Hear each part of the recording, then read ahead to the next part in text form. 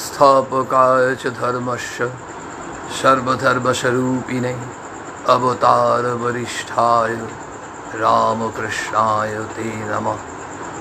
जननीं शारदां देवीं रामकृष्णं जगद्गुरुं पादपद्मे तयोः श्रित्वा प्रणमामि मुहुर्मुहुः।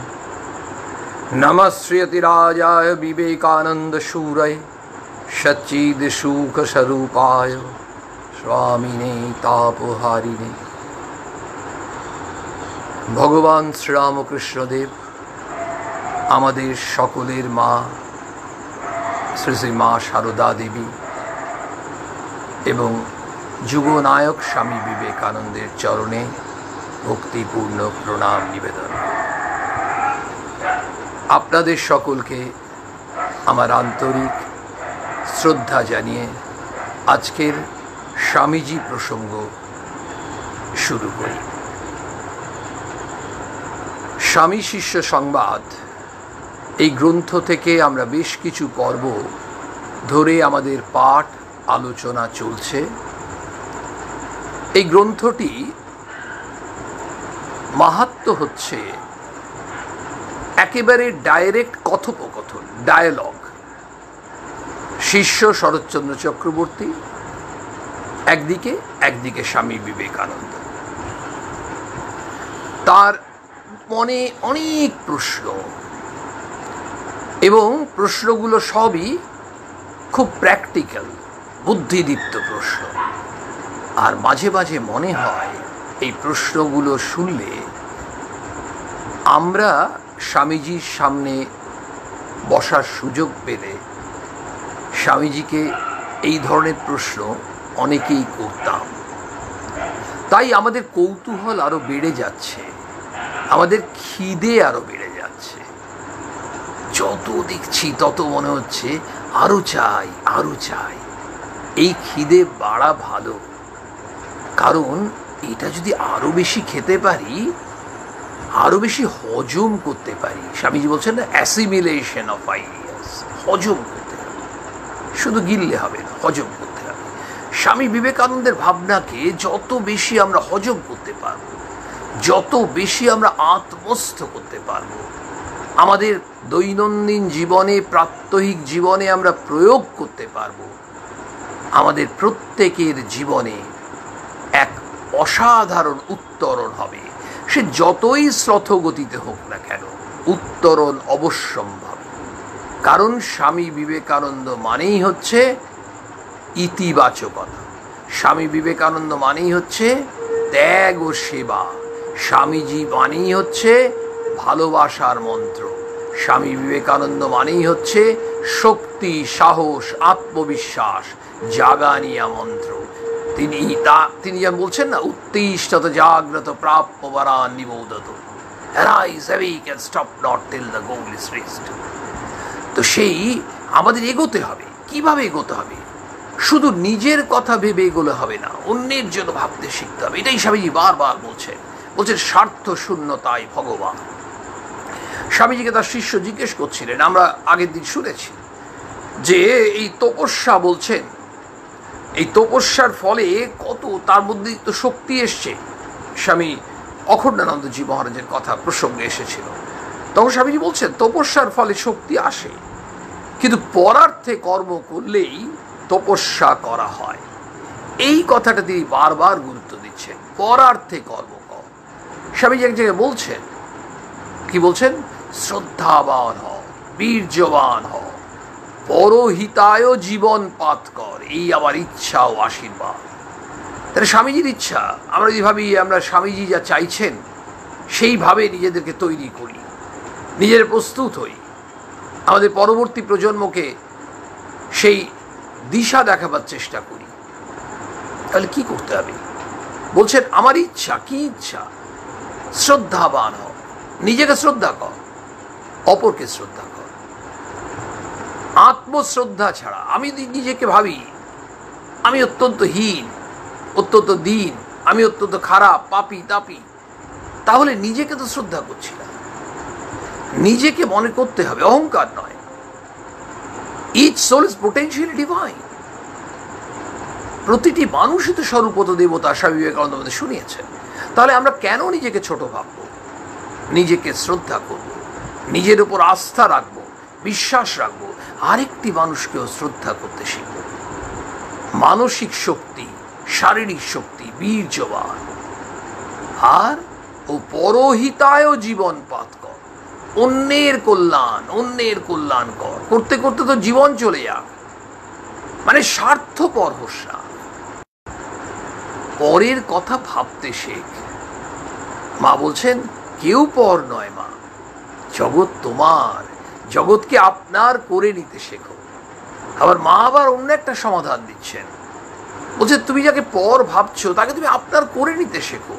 তোমার বাড়িতে যিনি মালি ভাই আসেন, বাগানের পরিচর্যা করেন, তাকে তুমি আপনার জন ভাবো।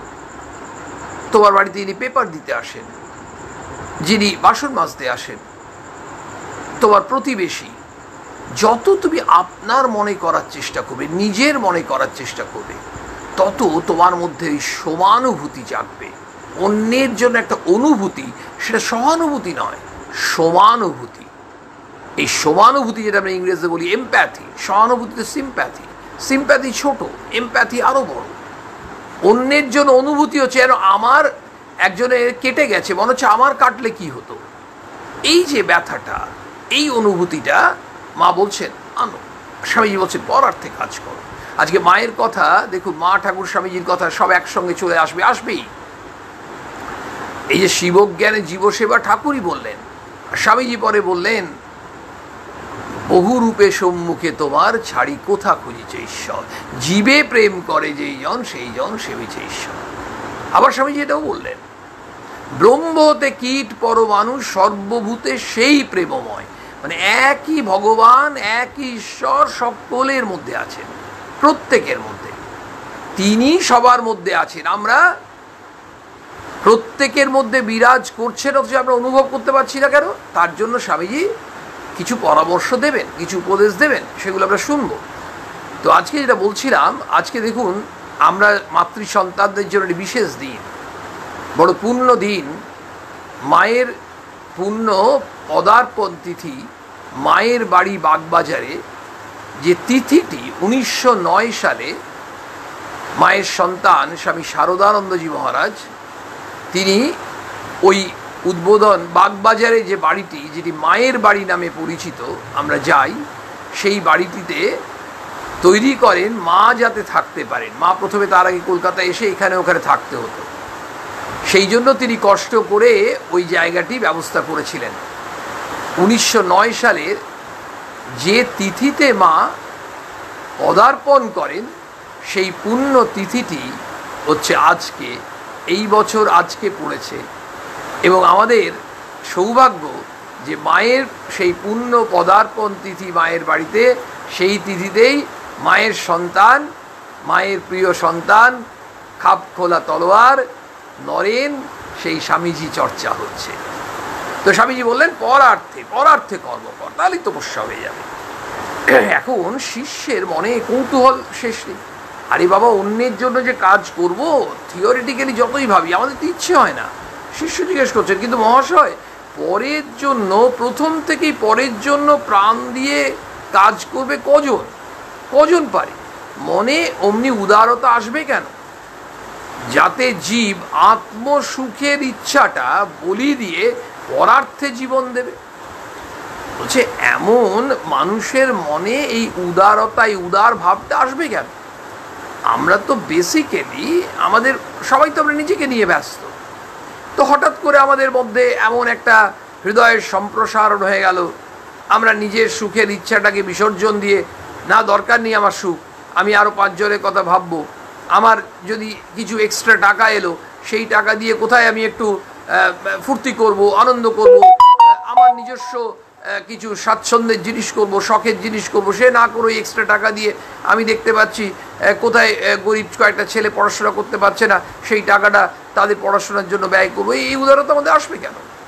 এই প্রশ্ন স্বাভাবিক প্রশ্ন, অস্বাভাবিক নয়। এই ধরনের করলে বলে না যে ঘরের খেয়ে বনের মোষ তাড়াচ্ছিস কেন? যদি কেউ ভালো কাজ করতে যায় 4টে ছেলে, তার বন্ধুরা ব্যঙ্গ করবে। অদ্ভুত ব্যাপার।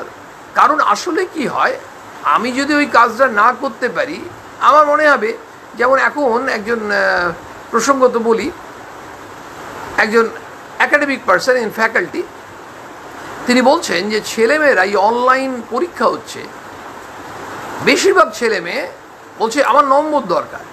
আরে অনলাইন কেউ তো দেখতে পাচ্ছে না, ঘরে বই খাতা নিয়ে দেখে যত পারি টোকাটুকি করে লিখে দিই। কেউ, আমি নম্বর তো বেশি পাবো, 2-4 জন আছে, 5 জন 10 জন ছেলে মেয়ে আছে এর মধ্যে, যে যারা কিন্তু অনলাইন দিলেও তারা সৎভাবে পরীক্ষা দিচ্ছে। তাদেরকে এরা ব্যঙ্গ করছে, বলে তোরা বোকা, কি হবে সততা রেখে? আরে নম্বরটা তো ওরা কম পাবি, আমাদের তো নম্বরই দেখবে। তাহলে ব্যাপারটা হচ্ছে এইটা, এরা কেন বোকা বলছে? কারণ এরা তো নিজেরা এই অসৎ উপায়ে পরীক্ষায় নম্বর পেতে চায়, সেই জন্য এদের কাছে সততাটা একটা বিড়ম্বনা। এরাও, এবং মুষ্টিমেয় কয়েকজন হয়তো এই সৎভাবে পরীক্ষা দিচ্ছে, তেমনি মুষ্টিমেয় 2-4 জনের মনে উদারতা আসতে পারে, নিজের সুখের ইচ্ছাকে বিসর্জন দিয়ে অন্যের জন্য পরহিতায়। কিন্তু এমনিতে কেন আসতে যাবে? স্বামীজিকে জিজ্ঞেস করছে যে প্রথম থেকে অন্যের জন্য প্রাণ দিয়ে কাজ করতে কজনের ইচ্ছা হবে বল? এটা এটা এটা আমরা নিজেদের মধ্যে বলছি যে বলো তোমার ইচ্ছা হবে, আমার ইচ্ছা হবে, আমরা সবাই ভোট দিয়ে দেখাবেন না, এই 2জন কি 3 জন হাত তুলছে। স্বামীজি তখন বলছেন তপস্যাতেই বা কজনের মন যায়? তুই যে বলছিস যে আচ্ছা অন্যের জন্য কাজ করতে মনে উদারতা আসবে না, আরে বাবা তপস্যা করা, ঘর দৌড় ছেড়ে, পরিবার ছেড়ে, টাকা পয়সা লোভ ছেড়ে দিয়ে, নাম যশ সব ছেড়ে দিয়ে আমি চললাম কোনো গুহায়, কোনো আশ্রমে আমি গিয়ে তপস্যা করব, নির্জনে গিয়ে, এই ইচ্ছা কজনের হবে? সবাইকে তো টেনে রেখেছে ওই আকর্ষণ, ঠাকুরের ভাষায় সেই কাম কাঞ্চন। এর তো একটা বিরাট অ্যাট্রাকটিভ পাওয়ার আছে। এই আসক্তি ছেড়ে আমরা কেউ তপস্যা করতে যাব? পাগল। তার থেকে বরং হয়তো 2 লোকের যদি অভাব হয়, তার অভাব মিটাবার জন্য আমরা 100 টাকা 500 টাকা দিতে পারি, বা কারো অন্য কোনো অসুবিধা হলে কেউ বই কিনতে পারছে না, আমাদের পুরনো বইগুলো তাদের দিতে পারি, এগুলো করতে পারি। কিন্তু আমরা তা বলে সব ছেড়ে ছুড়ে দিয়ে ও 2 দিন 3 দিন গিয়ে কোনো আশ্রমে আশ্রমবাস করা যায়, কিন্তু আমরা মাসের পর মাস, বছরের পর বছর সাধন মজন নির্জনে তপস্যা করছি, এই ইচ্ছা আমাদের কজনের হয়? স্বামীজি একদম যেমন শিষ্য স্বামীজিকে জিজ্ঞেস করছেন, আরে আপনি বললেই হলো, স্বামীজি বলছেন তুই বল তপস্যা কজনে হয়? মানে দুজনে জমেছে ভালো। এখন গুরু শিষ্য, শিষ্যও গুরুকে ছাড়ছেন না, গুরুও শিষ্যকে বুঝিয়ে ছাড়বে।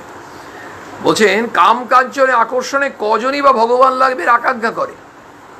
আমরা একেবারে স্বামীজিকে ফুললি সাপোর্ট করছি, 100%। নট দ্যাট আমরা স্বামীজি অনুরাগী বলে, যারা স্বামীজিকে চেনেও না, যারা স্বামীজির সম্বন্ধে কিছুই জানে না, তাদেরকেও যদি বলা হয় যে এই ধরনের একটা স্টেটমেন্ট দিয়েছেন একজন, আপনারা কি সেই মানুষটাকে সমর্থন করবেন যে টাকা পয়সা, বাড়ি, নাম, যশ, এই কামনা বাসনা সব ছেড়ে ছুড়ে দিয়ে এই আমরা একটু ভগবান লাভের পথে এগোবো? এই যার বয়স ধরুন 30, 40, 45, 50, দূর, এক পাগল নাকি? আগে 70, 75, 80 হোক, তারপর ভাববো। মানে এমন একটা বয়স বলে দেবে যে তখন এমনিতেই শরীর ছাড়ার বয়স চলে এসছে, তাহলে তারপরে বলবে হ্যাঁ হ্যাঁ যিনি বলেছেন ঠিক বলেছেন।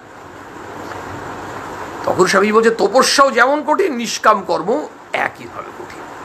তপস্যা খুব কঠিন, আর কোনো কামনা বাসনা আকাঙ্ক্ষা না রেখে কর্ম করা সেটাও ঠিক একইভাবে কঠিন। দুটো ইকুয়ালি টাফ, ইকুয়ালি ডিফিকাল্ট। তপস্যা কেউ বলছি না, স্বামী বলছেন তপস্যা সহজ তো নয়, কঠিন, খুব কঠিন। আর নিষ্কাম কর্ম সেটাও কঠিন। এবার দুটোই যদি কঠিন হয়, তাহলে আমরা ভাবলাম যে তবু তো আমি বাড়ির মধ্যেই থাকবো, ঘরেই থাকবো, পরিবারের লোকের সঙ্গেই থাকবো, অথচ পরার্থে আমি কাজ করতে পারি না। করার কি আছে? অনেকেই করে। বলছেন সুতরাং যারা পরহিতে কাজ করে যায় তাদের বিরুদ্ধে তোর কিছু বলবার অধিকার নেই। তুই তাদেরকে কিচ্ছু বলতে পারিস যে ওরা কেন অন্যের জন্য উপকার করছে, অন্যের কল্যাণ করছে, তুই তাদের বলবি কেন? দুটোই তো ইকুয়ালি টাফ। তোর তপস্যা ভালো লাগে, কর, যা। আরেকজনের কর্ম ভালো লাগে, তাকে তো নিষেধ করবার কি অধিকার আছে? স্বাভাবিকভাবে। মানে ঘটনা হচ্ছে, একজন বলল যে আমি IAS পরীক্ষা দেব, খুব কঠিন। আরেকজন বলল আমি ক্যাট পরীক্ষা দেব, একদম টপ গ্রেড বি স্কুল, সেখান থেকে MBA করবো ভারতবর্ষে, ওটাও খুব টাফ। দুটোই খুব কঠিন, কে কোনটা কার থেকে বেশি কম এর দিকে যাচ্ছি না। তো একজন বলছে, স্বামীজির কথাটা এই ধরনের, যদি কেউ বলে আমি ক্যাটির জন্য প্রিপারেশন নেবে, তাহলে কেউ যদি IAS এর জন্য প্রিপারেশন নেয় তাকে বাধা দেওয়ার কি আছে? ও একটা কঠিন জিনিসের জন্য যাচ্ছে, ওর হয়তো ওই ধরনের জায়গায় আসার ইচ্ছা, এই প্রশাসনিক জায়গায় আসার ইচ্ছা, আর ওর হয়তো এই ম্যানেজেরিয়াল সেক্টরে, ওখানেও প্রশাসনিক, কিন্তু ওই ধরনের সেক্টরে আসার ইচ্ছা। কাউকে বাধা দেওয়ার কিছু নেই। আর আমাদের দৈনন্দিন জীবনে কেউ বললো আমি বাসে কলকাতায় যাবো, কেউ বললো আমি ট্রেনে কলকাতায় যাবো, যার যেটাই সুবিধা, মানে জোর করার কিছু নেই। তাহলে যদি কেউ তপস্যা করে, তোর যদি তপস্যা ভালো লাগে তুই যা, তপস্যা কর না। আর যদি একজনের অন্যের উপকার করে নিজের জীবনটা কাটাতে চায়, ওটাও একটা তপস্যা, অথচ কামনা বাসনা নেই, তুই তাকে বাধা দিতে পারিস না, ওকেও যেতে দে ওদিকে। তুই বুঝে রেখেছিস কর্মটা তপস্যা নয়। তোর কি কনসেপ্টটা এই ধরনের হয়ে আছে নাকি, যে কর্ম ওটা কর্ম, ওটা তপস্যা নয়? কর্মটাই তপস্যা, যদি সেই কর্মটা নিষ্কাম হয়। কর্ম তপস্যা তখনই হয়ে যাবে, মানে কর্ম তপস্যাতে এই স্তরে পৌঁছে যাবে, উন্নীত হবে, যদি সেই কর্মযোগ হয়। যেমন সেবা যোগ, ভক্তি যোগ, এই কর্মযোগ কখন হবে? যদি সেই কর্ম নিষ্কাম হয়, তার কোনো কাজ করছে কিন্তু তার কোনো কামনা বাসনা রহিত হয়ে কর্ম করছে, অন্যের জন্য উপকার করছে, অন্যের জন্য ঝাঁপিয়ে পড়ছে, কিন্তু পপুলার হওয়ার জন্য নয়। আমরা অনেকে কাজ করি, দেখবেন এই 5 জনকে কিছু দিলাম, কাউকে কাপড় দিলাম, কাউকে শীতকালে কম্বল দিলাম। এই শীতে কম্বল দেওয়ার তো চল খুব ভালো হয়েছে, কম্বল দেওয়ার চল হয়েছে, কিন্তু ঘটনা হচ্ছে আমরা অধিকাংশ মানুষই কেউ না জানতে পারলে আমরাই জানাই, জানো ওখানে গেছিলাম, সে আর কি করবো, ওরা বলছিল আমি 10টা কম্বল দিয়ে দিলাম, আমি 10টা কম্বল দিয়ে দিলাম। এই কথাটা যতক্ষণ না বলতে পারছি আমরা শান্তি পাই না, অশান্তিতে ভুগি। মানে লোকে জানতেই পারতো না, তো ওখানে বলা হলো 120টা কম্বল গ্রামে ডিস্ট্রিবিউট করা হয়েছে, এতেই গল্প শেষ হয়ে যেত। কিন্তু 120টার মধ্যে আমার যে কন্ট্রিবিউশন 10টা আছে, অন্যদের 2-1টা করে আছে, আমি হায়েস্ট যাচ্ছি, সেটা বলতে হবে। তো এই যে জায়গাটা, অর্থাৎ আমি সবার থেকে এগিয়ে আছি, সুতরাং আমি বেশি জনপ্রিয় হব, এই যে একটা ছোট্ট করে বাসনা, এই বাসনাটা আমার মনের মধ্যে জাগছে, সেই জন্য খুব কঠিন। তখন শিষ্য বলছেন, আচ্ছা আগে তপস্যা অর্থে আমি অন্যরকম বুঝতাম। তখন স্বামীজি বলছেন, যেমন সাধন ভজন অভ্যাস করতে করতে তাতে একটা রোগ জন্মায়, তেমনি অনিচ্ছা সত্ত্বেও কাজ করতে করতে হৃদয় ক্রমে তাতে ডুবে যায়। বলছে দেখ, সাধন ভজন তো এমনিতে হয় না, সাধন ভজন একটা প্র্যাকটিস নিরন্তর করছে যারা, জপ ধ্যান সাধন ভজন, ঈশ্বরের নাম গুণগান, ঈশ্বর চিন্তন শরণ মনন এইসব করছে, তারা করতে করতে না মনের মধ্যে একটা জেদ চেপে যায়, করবই। আসলে প্রথমেই সেটা হয় না। যে কোনো জিনিস, অভ্যাস এমনই একটা জিনিস, অভ্যাসের কথা ঠাকুর বারবার বলছেন, অভ্যাস যোগ, আমরা শাস্ত্রেও পাচ্ছি অভ্যাস যোগ। তাহলে অভ্যাস যোগ, যে কোনো জিনিস যদি রিপিটেডলি আমরা করে যাই, সেটা আমাদের এমন একটা জায়গায় দাঁড়িয়ে যায়, ওটাই দেখা যায় আমাদের চরিত্র হয়ে গেল।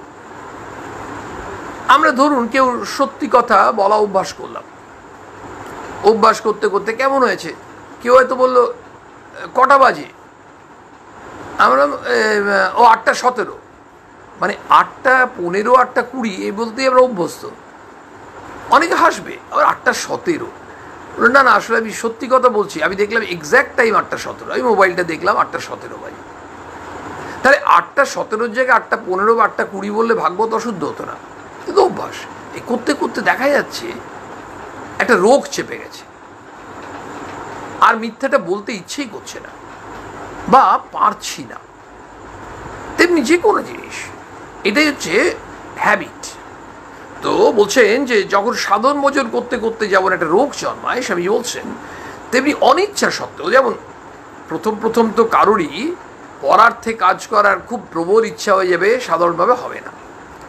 সব জায়গায় ব্যতিক্রমের কথাটা আমরা সরিয়ে রাখলাম, আমরা কি দেখব, দেখা যাক ধরুন 1 লক্ষ মানুষ, তার মধ্যে 10টা মানুষ কি 15টা মানুষ একটু অন্য ধরনের, কি 50টা মানুষ, তাতে আমাদের কি এলো? 1 লক্ষ মানুষ। তাহলে আমাদেরকে তো দেখতে হবে মাস কি করছে, বেশিরভাগ লোক কি করছে। বেশিরভাগ লোকের প্রথমে খুব একটা অন্যের জন্য, অন্যের উপকার করার জন্য মনটা এত বড় হয় না। কারণ মনটা বড় করতে গেলে, হৃদয়টা বড় করতে গেলে সবসময় ভয় লাগে যে আমি অন্যের জন্য করব, আমি অন্যের জন্য পরিশ্রম করব, তাহলে আমার শক্তি চলে যাবে, তাহলে নিজের জন্য আমি তো শক্তিটা খরচ করে দিচ্ছি ওখানেও, তাহলে আমি নিজের জন্য কি করব? অন্যের জন্য কিছু টাকা খরচ করলাম, তাহলে আমার তো ব্যাংক ব্যালেন্স কমে গেল, তাহলে ভবিষ্যতে আমি যদি অসুবিধায় পড়ি কী হবে? এইসব বিভিন্ন রকম উদ্বিগ্নতা, দুশ্চিন্তা থেকে আমরা অনেক সময় পিছিয়ে পড়ি। সেই জন্য প্রথম সবাই খুব প্রবল ইচ্ছা হয় তা না। স্বামীজি বলছেন অনিচ্ছা সত্ত্বেও কাজ যখন করতে করতে করতে করতে তখন কি হয়, করছি গ্র্যাজুয়ালি। মাও বলছেন ক্রমে সব হয়, ক্রমশ হয়। করতে করতে কি হলো, তখন বলছে ক্রমে তাতে ডুবে যায়, তারপরে একটা ইনভলভড হয়ে যায়, তখন নেশা হয়ে যায়। অন্যের জন্য কিছু করাটাই এটা নেশা। আমরা নেশা শব্দটা মানে কেমন ভাবি, এই হয়তো ড্রাগ, কি হয়তো মদ্যপান, তা নয়। নেশা তো অনেক রকম হয় না, আমরা জানি সিরিয়াল দেখাও এটা নেশা, মোবাইলে গেমস দেখার নেশা, বাচ্চাদের ক্ষেত্রে বলা হয় ও বাচ্চারা কার্টুন দেখার একটা নেশা। ঠিক আছে, ঘটনা হচ্ছে যেটাই হোক, আমাদের অন্যের জন্য কাজ করতে করতে এমন একটা জেদ চেপে যে আস্তে আস্তে মনটা এমন হয়ে যায় আমরা না করে থাকতে পারি না। মনে হলো বাবারে আজকে তো পড়ার্থে কিছু করতে পারলাম না, আজকে দিনটাই বেকার গেল। ক্রমে পরার্থ কর্মে প্রবৃত্তি হয়, বুঝলি? এবার স্বামী বলছেন আস্তে আস্তে কি হয় জানিস, গ্র্যাজুয়ালি। আসলে যে কোনো হ্যাবিট, যে কোনো অভ্যাস, ভালো বলুন খারাপ বলুন, ভেতরে যে একটা ছাপ ফেলবে, সংস্কার তৈরি হবে, ইমপ্রেশন, সেটার জন্য সময় লাগবে। It takes time. আমরা কখনো চেয়ারে বসে পড়ি, কখনো একটু খাটে একটা বালিশ হেলান দিয়ে পড়ি, কখনো টুলে বসে পড়ি, কখনো মাটিতে বসে পড়ি। যারা চেয়ারে রেগুলার বসে পড়েন, পড়তে পড়তে পড়তে পড়তে এমন হয়ে যায় তার চেয়ারে না বসলে পড়া হয় না। কারো বাড়িতে গেছে, এবার সেখানে যদি সুটেবল অমনি একটা চেয়ার না পাচ্ছে, দেখা যাচ্ছে পড়া হচ্ছে না। মানে পড়ার জন্য মন নয়, ওই যে আমি চেয়ারে বসবো, চেয়ারে বসলেই যেন মনটা ওই বইয়ের দিকে যাবে বা পড়ার দিকে যাবে। এইভাবে আমাদের প্রত্যেকটা জায়গায়। তো বলছে ক্রমে পরার্থ কর্মে প্রবৃত্তি হয়, এবার তখন ইচ্ছে হবে, অনুরাগ জন্মাবে। একবার অনিচ্ছা সত্ত্বেও পরের সেবা করে দেখ না, তপস্যার ফল লাভ হয় কি না। ওই যে তোর ধর ইচ্ছে নেই, তবু একবার করে দেখ তো, অন্যের জন্য কাজ করে দেখ, তোর ভেতর ইচ্ছে হয় কিনা। পরার্থ কর্মের ফলে মনের আগ বাগ ভেঙে যায় ও মানুষ ক্রমে অকপটে পরহিতে প্রাণ দিতে উন্মুখ হয়। দেখি তো কি বলছেন স্বামী বিবেকানন্দ। বলছেন পরার্থ কর্মের ফলে অন্যের জন্য যে কাজ করছি না, এই একটা তো কর্ম, তো এই কর্মটা কি হলো, স্বার্থ নয়, স্বার্থের জন্য নয়, পরার্থে, অন্যের জন্য। যে কোনোভাবে ধরুন আমাদের একটা পাড়াতে 2-4 জন মানুষ ভাবলেন যে এই রাস্তাগুলো এমন ভেঙে গেছে, কত মানুষ, বয়স্ক মানুষ যায় হাঁটতে গিয়ে মুখ থুবড়ে পড়ে যাবেন, বাচ্চা ছেলে সাইকেল নিয়ে গেলে পড়ে যেতে পারে। সব 2-3 জন মিলে তারা ঠিক করলেন, এ আর কর্পোরেশন থেকে কিছু করছে না, এখান থেকে কিছু করছে না, ওরাই কোথার থেকে একটু চাঁদা সংগ্রহ করে নিজেরা পকেট থেকে একটু বেশি টাকা দিয়ে নিজেরা কোনোভাবে জিনিসপত্র এনে অ্যাটলিস্ট কাজ চালাবার মতো সারিয়ে দিলেন। কিন্তু কোনো রকম হাততালির জন্য নয়, জনপ্রিয়তার জন্য নয়, মানুষের কথা ভেবে। ওই যে অন্যের জন্য কাজ করলেন, তার ফলে কি হলো, তাদের মনে আগে অনেক রকম মনে হতো, দুধ কেউ কিছু করছে না, আমরাই শুধু ইত্যাদি সব। কিন্তু আস্তে আস্তে মনের আঁক বাঁক ভেঙে গেল। আরে আগে মনে মনে ভাবতো আমরা কিছু করলাম, একটা অহংকার আসতো। ওই 3 জন মানুষই আমরা কিছু করলাম, আমাদের লোক অ্যাপ্রিসিয়েট করছে না। এমন মন থেকে ওইগুলো সব চলে গেল, চুরমার হয়ে গেল। একজন ফোন করেছে, কেউ হোয়াটসঅ্যাপ করেছে, কেউ বলছেন যে জনসভা করে আপনাদেরকে সম্মান দেওয়া হবে, সম্বর্ধনা জানানো হবে। তারা তিনজন একেবারে পাগলের মতো চিৎকার করছে, বলছে একদম ভাববেন না। আমরা আবার কি করলাম?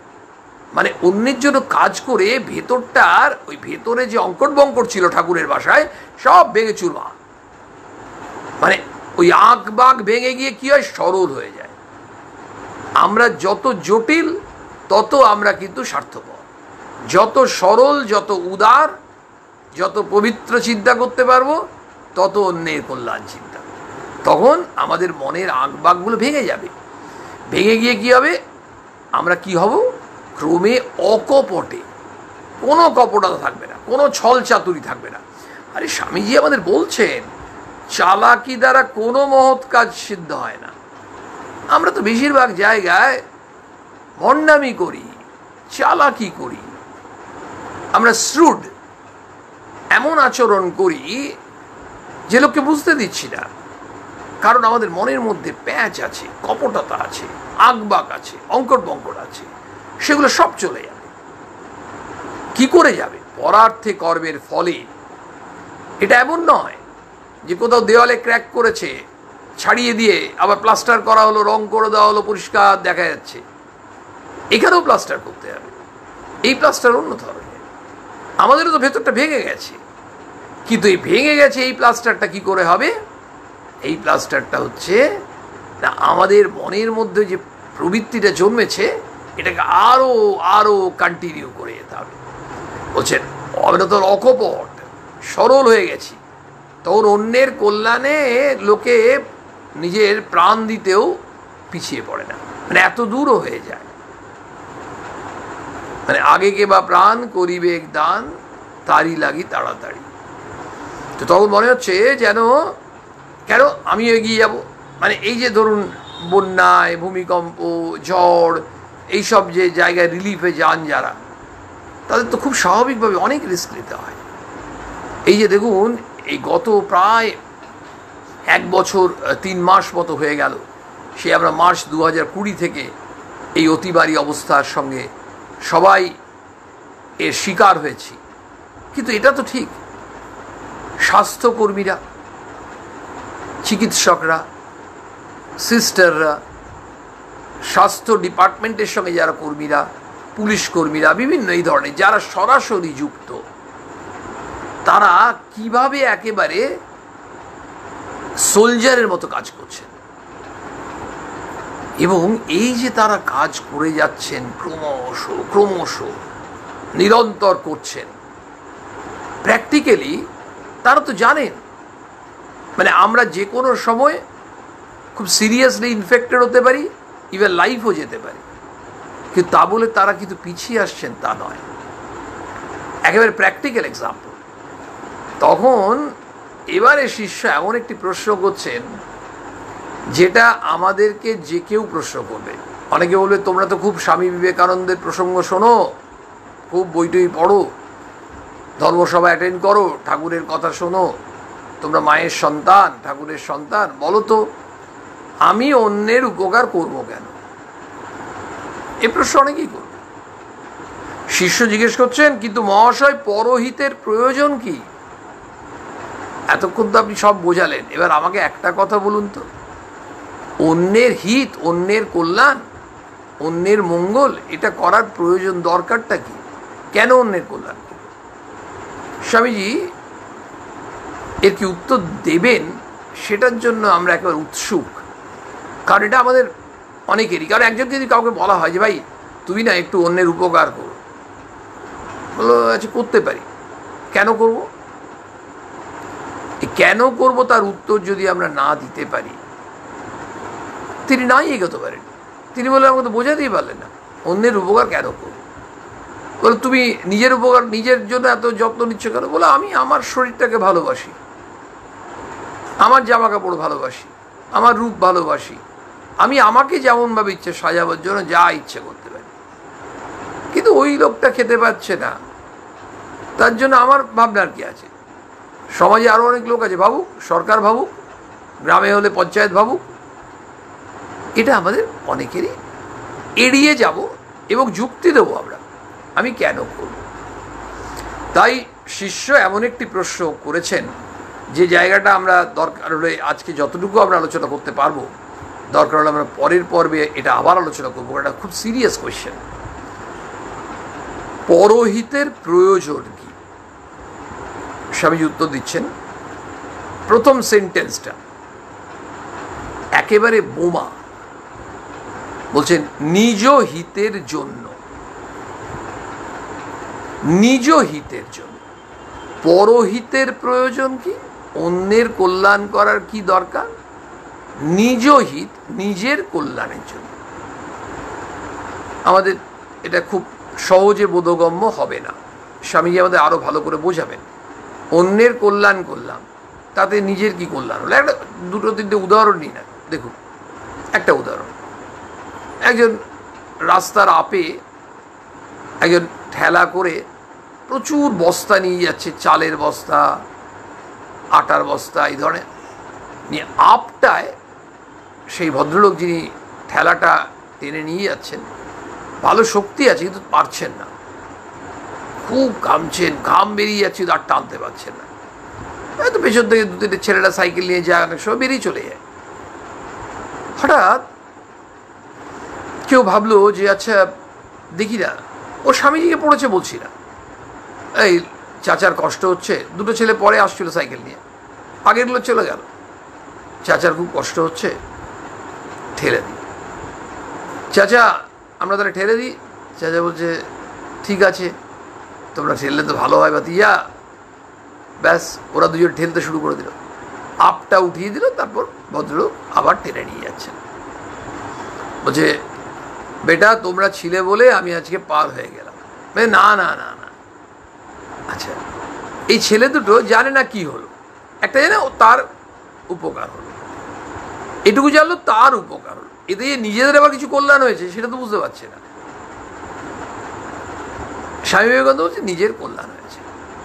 তাহলে কল্যাণের যদি একটা অ্যাকাউন্ট হয়, ব্যাংকে যেমন অ্যাকাউন্ট হয়, পাসবই থাকে, ক্রেডিট ডেবিট, জমা খরচ, তাহলে জমাতে কিছু জমলো ওই ছেলে দুটো, আগের তিনটে ছেলের কিছু জমলো না। আচ্ছা, কি কি জমলো দেখি, কি কল্যাণ হলো নিজের। সেকেন্ড হ্যান্ড এক্সাম্পল, ধরুন একটা ছাত্র বললো আমি কিচ্ছু বুঝতে পারছি না, ক্লাসে স্যার কি পড়িয়ে গেলেন, আমি কিচ্ছু বুঝলাম না যে ক্লাসটা। যাকে বলছে তার বন্ধুকে, তার বন্ধুটা সেদিন খুব দুর্দান্ত, খুব সুন্দর বুঝেছে, যে কোনো কারণে ওর তোর আগে পড়াও ছিল, প্লাস খুব ভালো নিয়েছে। বলছে তুই চিন্তা করিস না। তবে না না আমি বুঝতে পারছি না, আমি কার কাছে পড়বো, হ্যাঁ আমার কোনো গাইডেন্স নেই, তোকে আমি কালকে বুঝিয়ে দেবো। এই ছেলেটি যে বললো বুঝিয়ে দেবো, সে বাড়িতে এসে সে শুয়ে পড়ে 10টায়, সেদিন রাত 1টা 1:30 শুলো। তার মা তো বুঝতেই পারছে না। সে বইপত্র বার করলো, খাতা, ক্লাস নোট, নিজের চিন্তা শক্তি নিজে কষে দেখলো, আরও ভালো করে নিজেকে চর্চা করলো। যতটাও বুঝেছিল তার থেকে কয়েক গুণ, 10 গুণ 15 গুণও আরও স্ট্রং হয়ে গেল ওই বিষয়টাতে, যে জায়গাটা, যে পোর্শনটা পড়িয়েছিলেন তাদের শিক্ষক মহাশয়। পরের দিন ওই বন্ধুকে কোনো একটা ফাঁকা পিরিয়ডে তাকে খুব সুন্দর করে বোঝালো, আর ছেলেটি এত ভেঙে পড়েছিল, খুব আনন্দ হলো। এবার দুটো উদাহরণ নেওয়া হলো। আমরা প্রথমে সেকেন্ড উদাহরণটা একটু বোঝার চেষ্টা করি। যে ছেলেটি বোঝালো, স্বামীজি বলছেন অন্যের কল্যাণ করলে নিজের কল্যাণ হয়। আচ্ছা, খুব সাধারণভাবে বোঝার চেষ্টা করি, আমরা তো অতি সাধারণ মানুষ। যে ছেলেটি বোঝালো তাতে তো যে বুঝলো তার কল্যাণ হলো, সেটা তো আমরা বুঝতে পারছি। এবার এর কি কল্যাণ হলো? এ তো কিছুটা বুঝেছিল ক্লাসে, এবার যখন ওইটা নিয়ে সেই দিনই এত চর্চা করলো গভীরে, ওর উদ্দেশ্য হচ্ছে ওকে বোঝাবে, ও শিক্ষক মশাই, আর এমনভাবে বোঝাবে যাতে ছেলেটি বুঝতে পারে। তাহলে ওকে নিজেকে তো বুঝতে হবে, তার জন্য এত পড়াশোনা করলো যেটাও জীবনে করে না। তার ফলে ওইটুকু জায়গায় ও খুব শক্তিশালী হয়ে গেল, করলো বন্ধুর উপকার, কিন্তু নিজের উপকার হলো না। আমি জানি না আমার সঙ্গে আপনারা একমত কিনা, কারণ স্বাভাবিকভাবেই ওপিনিয়ন ডিফার্স আর ওপিনিয়ন মে ডিফার। আমি আগেই বলে নিলাম, খুব সাধারণভাবে চিন্তা করতে চেষ্টা করলাম। কিন্তু শুধু এইটুকুই নয়, স্বামী বিবেকানন্দ আরও অনেক কিছু বলতে চাইছেন, আরও অনেক কিছু বলতে চাইছেন, সেগুলো আমরা শুনব। শুধু যে নিজের কল্যাণ হবে বা হতে পারে, অন্যের কল্যাণ করেও নিজের কল্যাণ হতে পারে। অন্যের একটা, এই ছেলে দুটোর প্রথম এক্সাম্পলটা, ছেলে দুটোর একটা কল্যাণ হলো, ছেলে দুটো হয়তো কোনো কারণে একটু মনমরা ছিল, ফিরছিল, ওরাও ফিরছিল। আগের তিনটে ছেলে খুব আনন্দে যাচ্ছে, এরা একটু মনমরা ছিল। হয়তো রেজাল্ট বেরিয়েছে, আগের তিনটে ছেলে ভালো রেজাল্ট করেছে, এই দুটো ছেলে একটু খারাপ করেছে, বাড়িতে গিয়ে মানে মা বাবাকে কী বলবে, মন খারাপ। কিন্তু এই কাজটা করার পর হঠাৎ করে ওই চাচা ওদের মাথায় হাত দিয়ে আশীর্বাদ করছে। আর এই ছেলে দুটো খুব মনমরা হয়েছিল, ভগবান হাত দিয়ে আশীর্বাদ করছে। প্রত্যেকের মধ্যে ঈশ্বর আছে। ওরা কোথায় একটা হতাশা কেটে গেল, স্পার্ক হলো, ওই টিউবলাইটের চোখ যেমন স্পার্ক করে, স্পার্কিং হলো গ্যাস লাইটারের মতো। অদ্ভুতভাবে তারা খুব হতাশা, নৈরাশ্য কেটে গেল সাময়িকভাবে, আনন্দ পাচ্ছে। আর ভাবছে আমি পরীক্ষাতে কম নম্বর পেতে পারি, কিন্তু ওদের মনে হতে পারে ওরাও তো দেখলো, চলে গেল, এই তো আমাদেরই তো কাকা, এর কষ্ট হচ্ছিল, আমরা তো কিছু করতে পারলাম, আর আমাদেরকে কি সুন্দর আশীর্বাদ করছেন। অদ্ভুত। এমনি অসংখ্য উদাহরণ দিতে পারি। স্বামীজি বলছেন শিষ্যের ওই প্রশ্নে, পরহিতের প্রয়োজন কি, অন্যের কল্যাণ করব, তার দরকারটা কি? স্বামীজি বলছেন নিজ হিতের জন্য, নিজের কল্যাণ। এরপরে বলছেন এই দেহটা যাতে আমি অভিমান করে বসে আছিস, এই দেহটা পরের জন্য উৎসর্গ করেছি, এ কথা ভাবতে গেলে এই আমিত্বটাকেও ভুলে যেতে হয়। এইবার এই দর্শনটা আমরা একটু বোঝার চেষ্টা করি। এই শরীরটা, আমরা প্রত্যেকে বলি না আমার শরীর, সবসময় আমার বাড়ি, আমার বাগান, এই কথাটা আমরা বলি। ঠাকুর আমার কথাটা ব্যবহার করতেন খুব কম, কচিত কদাচিৎ আমার কথাটা বলেছেন। বিভিন্নভাবে বলতেন এটাকে ইত্যাদি, কিন্তু আমরা সাধারণ মানুষ সেটা বলি না, বলতে পারবও না। শুধু শুধু ঠাকুরের ভাবটা নেওয়ার চেষ্টা করব, কিন্তু ঠাকুরের যে আচার আচরণ, তিনি ভগবান, অবতার ও শ্রেষ্ঠ, অবতার বরিষ্ঠ শ্রীরামকৃষ্ণ। আমরা এগুলো পড়ি শুনি, ঠিক আছে, কিন্তু তিনি যা আমাদের জন্য বলেছেন সেগুলো আমরা নেওয়ার চেষ্টা করতে পারি যতটুকু পারি। তাহলে আমরা বলে থাকি এই আমার শরীরটা ইত্যাদি। বলছেন এই দেহটা যাতে আমি অভিমান করে বসে আছিস, তুই তো ভাবছিস তোর শরীরটা তোর, তুই, আর এই দেহটা পরের জন্য উৎসর্গ করেছি। দেহ শরীরটা দিয়ে তো আমরা তো বেশিরভাগ জায়গায় তো গায়ে গতরে খেটে অথবা যে কোনোভাবেই, মানে আমার শরীরটাকে তো ইনভলভ করছি। এ কথা ভাবতে গেলে এই আমিত্বটাকেও ভুলে যেতে হয়। এই আমিত্বটা ভুলে যাওয়া বড় কঠিন, বড় কঠিন। অন্তিমে বিদেয় বুদ্ধি আসে। এই আমিত্বটা যত যত ভুলতে পারবো, যত আমিত্বটা ভুলতে পারবো, বিস্মৃত হব, তত অন্যের জন্য নিজেকে আমরা নিয়োজিত করতে পারবো, নিযুক্ত করতে পারবো। এই আমিত্বটাই হচ্ছে ক্ষুদ্র আমি। সেই আমিত্বটার সঙ্গেই অহং বোধ অঙ্গাঙ্গিভাবে জড়িত। আর বৃহৎ আমি, সেটি হচ্ছে অহং নাশ, অর্থাৎ সেই আমি হচ্ছে দাস আমি, যন্ত্র আমি, অকর্তা আমি, তুমি প্রভু আমি দাস, তুমি যন্ত্রী আমি যন্ত্র, তুমি কর্তা আমি অকর্তা। এই আমিটায় উত্তরণ ক্ষুদ্র আমি থেকে বৃহৎ আমিতে, কাঁচা আমি থেকে পাকা আমিতে উত্তরণ। এই কল্যাণটা হবে কখন? যখন আমি অন্যের কল্যাণ করতে চেষ্টা করব। এটাই নিজ হিত।